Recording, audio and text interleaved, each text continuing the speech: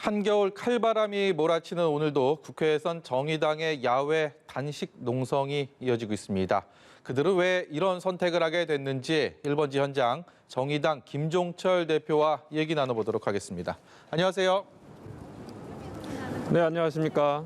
예, 보기만 해도 추워 보이십니다. 이게 지난주부터 단식 농성하고 계신데 이게 혹한 영하 네네. 10도의 한파에 왜 이런 선택을 하게 됐는지 먼저 여쭤보도록 하겠습니다. 예, 지금 제가 있는 데가 이제 국회 앞인데요. 예. 국회 본청 앞에 지금 제 뒤로 보이는 천막에 저희 정의당 강은미 원내대표, 그리고 김용균 노동자 어머니 김미숙님, 그리고 이한비 PD 아버님 이용관님, 예. 그리고 이 공동행동의 집행위원장 이상진님이 단식을 하고 계십니다. 네. 이게 중대재해기업처벌법을 제정하자라고 하는 걸로 단식을 하고 있는데요. 사실 우리나라가 올해 산재로만 매년 11만 명이 죽거나 다치고, 그리고 돌아가시는 분만 해도 한 2,000분이 넘거든요. 네. 근데 이런 걸 끊어내려면은 중대재해기업처벌법이 꼭 제정돼야 되는데 좀 아직까지도 이렇게 좀 제대로 법이 만들어지지 않고 있어서 저희가 이제 최후의 수단으로 지금 단식 농성을 이번에 하게 되었습니다. 네. 오늘 박병석 국회의장 그리고 국민의힘의 주호영 원내대표도 그곳 단식 농성장을 왔다 갔다는 얘기를 들었고요. 이낙연 민주당 대표도 조금 전에 들렀다는 얘기를 들었는데 이낙연 대표가 이번 중대재해기업처벌법에 대해서 임시국회 내에 통과하겠다라는 의견을 어제 밝혔습니다. 근데 이게 정의당의 안과 민주당이 지금 생각하고 있는 안이 조금 괴리감이 있다라는 얘기를 들어서요. 그 부분에 대해서 말씀 여쭤보도록 하겠습니다.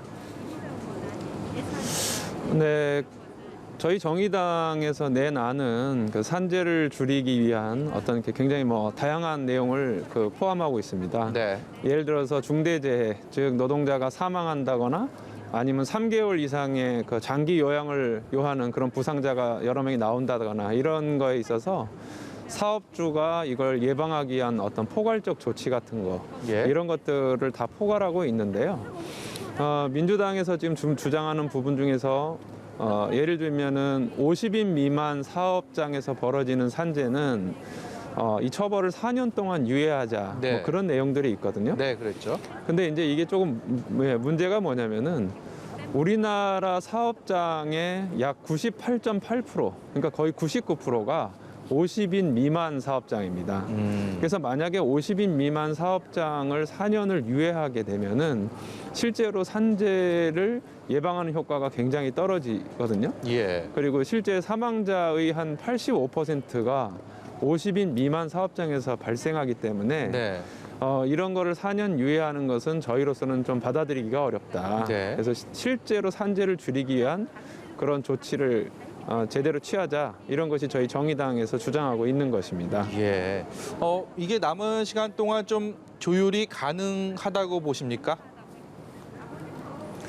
예, 저희 정의당이 저희 당만의 안을 무조건 고집하겠다는 것은 아닙니다. 예. 다만 실제로 이것이 산재를 줄이는 데 도움이 될 수 있으려면은 방금 말씀드린 어떤 핵심적인 조항들, 그러니까 50인 미만 사업장을 너무 길게 유예해 준다거나 아니면 원청 회사의 책임, 그러니까 사업장도 원청이 있고 하청이 있지 않습니까? 그렇죠. 근데 이제 원청 회사는 처벌하지 않고 하청에게만 책임을 돌린다, 이런 건 저희는 좀 받아들이기가 어렵거든요. 예. 그래서 이런 부분들을 조율을 하되 핵심적인 내용은 꼭 들어가도록 노력하겠다는 게 저희 당의 입장입니다. 네. 이번에 임시국회에서요, 비례대표 후보 공천에 관한 선거법 조항이 바뀌게 됐습니다. 정의당이 여기에 대해서 정치 퇴행이다, 이렇게 강하게 비판을 하셨는데 그 이유에 대해서 여쭤보겠습니다. 올 4월 총선에서부터 연동형 비례대표제가 실시됐습니다. 근데 이 연동형 비례대표제는 지금까지는 그냥 지역구는 지역구대로, 비례대표는 비례대표대로 따로 뽑았었는데 네. 앞으로는 각 정당이 얻은 득표율이 어떤 의석수에 반영되는, 즉 비례대표의 비중이 아주 중요해지는 선거법으로 바뀌었거든요. 예. 그러면 비례대표가 그만큼 중요해졌으면은 이 비례대표를 각 당에서 뽑을 때 굉장히 민주적이고 그리고 합리적으로 뽑아야 된다는 그런 그 어떤 내용이 필요합니다. 예, 예. 그게 선거법에 들어가 있었는데 이번에 민주당하고 국민의힘에서 그거를 빼버려 가지고 네. 그렇다면 이 비례대표가 중요해지는 상황에서 이 비례대표를 민주적이고 아주 이렇게 합리적으로 뽑는 조항을 삭제시킨 것은 정치 퇴행이 아닌가. 그래서 저희는 대단히 좀 비판적으로 바라보고 있습니다. 또 한 가지 정의당으로서 굉장히 비판적으로 바라보는 사안, 이른바 공정거래법 내 전속 고발권이 당초에는 폐지하기로 이런 움직임이 있었다가 정작 법안이 통과하는 과정에선 유지가 됐습니다. 이를 두고서 정의당은 민주당에 대해서 심한 불만, 그리고 거기서 소위 말하는 뒤통수를 맞았다, 이런 표현까지도 나왔습니다. 그것이 좀 정치권의 화제가 됐었는데요. 그 이유에 대해서 다시 한번 여쭤보겠습니다. 예, 이 전속 고발권이라는 거는 한마디로 고발권을 독점한다. 그러니까 그 공정거래위원회가 어떤 대기업이라든가 이런 데에서 공정거래를 위반했을 때 고발할 수 있는 권한을 공정거래위원회만 독점을 한다는 얘기지 않습니까? 네. 그러다 보니까 이 공정거래위원회에서 어떤 그 대기업을 봐주면은 고발할 방법이 없고, 그래서 각 대기업이나 로펌들은 이 공정거래위원회의 출신들을 영입하기 위해서, 즉 전관 예우하기 위해서 굉장히 노력을 많이 합니다. 예. 그러다 보니까 이 공정거래위원회가 고발하지 않은 어떤 이러한 사안들에 대해서도 중소기업부라든가, 그러니까 중소기업 벤처부라든가 예, 예. 아니면 검찰이라든가 또 이런 다양한 데서 고발할 수 있게 해야 되는데, 원래 이게 문재인 대통령의 공약이기도 했고 민주당에서도 하겠다고 해놓고, 그래서 저희 정의당 배진교 의원에게 설득을 해놓고 실제로 저희가 동의하니까 나중에는 바꿔버린 거예요. 예, 예. 그 전속 고발권을 유지하는 것으로. 근데 이렇게 하는 것은 저희 정의당을 기망했다고 볼 수밖에 없죠. 네. 그러니까 이런 상황은 국민에게도 좋지 않고 정치 도의상으로도 옳지 않다. 그래서 저희가 강력하게 항의했고 근데 사과는 받아낸 상태입니다. 네. 그래도 이 신뢰가 일단은 좀 깨졌기 때문에 정의당은 그동안 민주당과 각종 정책도 그렇고요. 입법 과정에서도 또 선거 과정에서도 긴밀하게 이런 공조를 해왔는데, 이 신뢰도에 한번 금이 가면 이게 회복하는 게 쉽지 않기 때문에 앞으로는 공조, 발맞춤, 보폭이 함께 갈 수 있을지, 여기에 대해서 우려를 표명하는 분들도 많거든요. 예, 사실 저희가 그 선거라든가 이런 부분에 있어서 공조나 이런 부분들은 그 이전에 대선도 저희가 독자적으로 치렀고 네. 이번 총선도 독자적으로 치렀기 때문에 저희는 이제 계속 독자적으로 가고 있습니다. 네. 그리고 이 정책 문제에 있어서도 국민에게 도움이 되는 것이라면 어떤 것도 만약에 협조할 건 협조하고, 또 우리가 독자적으로 여당을 비판하면서 갈 거는 갈 거고요. 그래서 저희는 그냥 저희 스탠스로 가고 네. 있다. 이렇게 좀 말씀을 드리고 싶습니다. 예, 어제 국정원법 개정안 관련해서 필리버스터 국회 본회의장에서 표결이 있었고요. 종결 투표 결과 180표로 이제 종결하게 됐고, 지금도 이제 대북전단 살포금지법 관련해서 표결이 곧 이뤄질 것으로 보이는데, 일단 어제 상황을 놓고 봤을 때 정의당은 이 투표에 참여하지 않았습니다. 그 이유에 대해서 좀 여쭤보겠습니다. 예, 저희가 국정원법 그 필리버스터 종료 투표에는 참여하지 않았지만 국정원법은 개정이 돼야 된다는 것에는 저희도 동의를 하고 있었습니다. 예. 그런데 왜 그 필리버스터, 즉 무제한 토론을 왜 저희가 종결시키지 않았느냐 하면은 네. 그 국정원 그 필리버스터라고 하는 것은 소수파가 가지고 있는 어떤 이렇게 반대할 수 있는 어떤 권한이거든요. 네.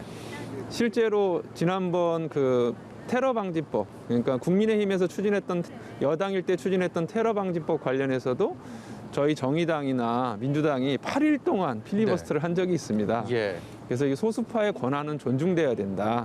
그래서 종료를 시키지는 저희가 참여하지는 않은 거고요. 예. 다만 국민의힘에게 좀 부탁드리고 싶은 것은, 지금 코로나 사태도 굉장히 힘들고 하니까 네. 너무 이렇게 그 필리버스터를 오래 하는 것보다는 좀 자발적으로 이 정도면 됐다, 이렇게 스스로 선언하고 민생국회를 만들겠다고 선언하는 것이 국민의힘에도 좀 더 바람직하지 않을까, 저희가 좀 이렇게 좀 권유를 하고 있습니다. 네. 이번 정기국회도 그렇고 이어지는 임시국회에서도 저희가 늘 봐왔던 상황들 이번에도 보게 됐는데, 여의도 국회에 입성하게 되면 이른바 소신, 그리고 당론이 충돌하는 경우들이 꽤 자주 발생합니다. 이것은 뭐 비단 정의당뿐만이 아니고 다른 정당들에서도 마찬가지인데 이번 정의당도 이런 사안들이 또 불거져서 여론의 관심을 보였습니다. 이 소신과 당론의 충돌, 이 상황은 어떻게 극복해야 된다고 보십니까? 소신과 당론 모두 중요합니다. 근데 이제 다만 어떤 정당에 소속된 국회의원은 그 당 내에서 아주 오랜 기간 동안 더 합리적인 토론을 통해서 만들어진 그런 당론에 따를 의무가 있겠죠. 네. 근데 이제 그것에 동의하기 어려우면 이제 본인의 소신에 따른 투표를 하는 건데 예, 예. 그 경우에는 이제 당에서 어떤 비판을 받을 수밖에 없는 거라고 생각을 하고요. 다만 이 소신과 당론이 어느 정도 조화될 수 있는가라고 하는 것을 항상 좀 염두에 두고 예. 어떤 이렇게 국회의원이 행동을 하는 것이 바람직하다 이렇게 생각을 하고 있습니다. 이번 뭐 장혜연 의원의 표결 불참 이 부분에 대해 기권표 던진 부분에 대해서는 특별한 견해를 갖고 계시는지도 여쭤보겠습니다. 저희가 당론으로 아주 오랫동안 토론을 해서 네. 이번에 이 공수처법이 조금 원래 안보다는 좀 후퇴하긴 했으나 네. 공수처를 출범시키는 것이 중요하다는 차원에서 이번 공수처는 찬성을 하자. 네. 대신 이후에 개정안을 내서 좀 바로잡자는 것을 당론으로 했거든요. 네, 네. 근데 이제 우리 장혜영 의원은 그 후퇴한 부분을 받아들이기가 힘들다 본인이 네. 라고 해서 그래서 하지만 당이 함께 결정한 공수처 출범의 어떤 게 필요성이 있기 때문에 거기에 따라달라고 했는데 네. 그래서 이제 반대는 하지 않고 기권을 했어요. 예, 그래서 예. 이제 하지만 좀 유감스럽긴 하지만 또 일리가 아예 없는 주장은 아니기 때문에 저희가 저 유감을 표명했고 그리고 이제 이후에는 좀 당론에 좀 충실하게 할 수 있도록 그 얘기를 했습니다. 네. 오늘 김종철 대표가 이런 말씀을 하셨네요. 이 코로나19의 전국적인 재확산세가 워낙 우려가 되는 상황이기 때문에 대통령과 여야 대표가 회동을 했으면 좋겠다 이런 제안을 하셨는데요. 이 제안하시게 된 배경들 또 앞으로 이게 뭐 어떻게 추진될 거라고 보시는지도 아울러서 여쭤보겠습니다. 예, 오늘 아침에 대통령과 여야 정당 대표들이 모여서 코로나 긴급 대응을 하자, 네. 그 회동을 하자고 제안을 했는데, 그 아주 지금 심각한 문제가 몇 가지가 있습니다만 그 중에 한 가지가 이 중환자실이 거의 다 꽉 차가고 있다는 문제가 있습니다. 네. 심지어 경기도에는 공공병상이 다 꽉 차서 중환자실이 차서 전라남도에 있는 병원으로 환자를 이송하는 사태까지 벌어졌거든요. 예. 근데 이런 것들을 해결하기 위해서는 대통령이 행정명령을 발동해서 그 민간 병원에 있는 중환자실을 동원할 수 있는 예, 그런 예. 어떤 긴급한 행동을 해야 된다. 네. 이런 내용과 더불어서 저희 이제 임대료 문제가 심각하지 않습니까? 네. 그래서 그 임대료 문제를 정부 그리고 건물주 그다음 임차인 이렇게 세 파트가 그러니까 세 주체가 예를 들면 각각 3분의 1씩 부담하는 식으로 해서 고통을 분담하는 게 어떻겠느냐. 그러기 위해서는 어떤 법적인 절차 그리고 어떤 행정적인 절차가 있어야 되는데 그런 부분에 있어서도 정부와 국회가 협조를 하기 위해서 다 같이 모여서 의논을 하는 게 필요하다라고 좀 저희는 예. 봤고요. 네. 그래서 어떤 이런 긴급 회동을 제안을 드리게 되었습니다. 네. 이제 국회는 그야말로 여야 간의 갈등, 대치 국면을 우려하는 시선들이 참 많습니다. 김종철 대표께서 보시기에 그럴 줄 알았다 이렇게 생각하셨는지 아니면 이 정도일 줄은 몰랐다 이 갈등의 고리라는 게 당 대표로서 봤을 때 그렇게 생각하셨는지 일단 궁금하고요. 또 한 가지는 이 얼어붙은 연말 중국 어떻게 풀어야 된다고 보시는지도 아울러서 여쭤보겠습니다. 예, 사실 이제 국민 여러분께서 국회에서 많이 싸움하시니까 좀 많이 실망하실 수밖에 없다고 생각을 하고요. 그런데 이 문제를 푸는 방법은 딱 한 가지밖에 없다고 봅니다. 그것은 정당들이 어떤 정쟁보다는 민생을 두고 경쟁을 하는 시스템으로 가야 된다라고 생각을 합니다. 네. 사실 국민들이 볼 때 이제 공수처 당연히 필요하고 한데 그 안에서 어떤 조항이 어떻게 개정됐는지 이런 걸 이렇게 자세하게 알기는 어렵지 않습니까? 예. 그래서 이제 그런 부분에 대해서는 최대한 합의를 해 나가면서 동시에 코로나 문제라든가 이번에 저희가 추진하고 있는 산업재해 노동자들을 줄이기 위한 중대재해기업처벌법이라든가 그다음에 주거 문제라든가 이런 데서 정책 경쟁을 한다면 그리고 국민들께서 그런 부분에 좀 더 어떤 관심을 가지고 잘못하는 정당은 비판해 주시고 잘하는 정당은 칭찬을 해 주신다면 예. 이 연말 정국이 풀려나갈 수 있지 않을까 이렇게 생각을 합니다. 날씨 많이 추운데요. 지금도 화면상으로 이렇게 모습들이 김종철 대표도 추워 보이고 뒤에 계신 분들도 그래서 우려가 많이 됩니다. 건강 잘 챙기시고요. 오늘 말씀 고맙습니다. 네, 감사합니다. 네, 지금까지 김종철 정의당 대표였습니다.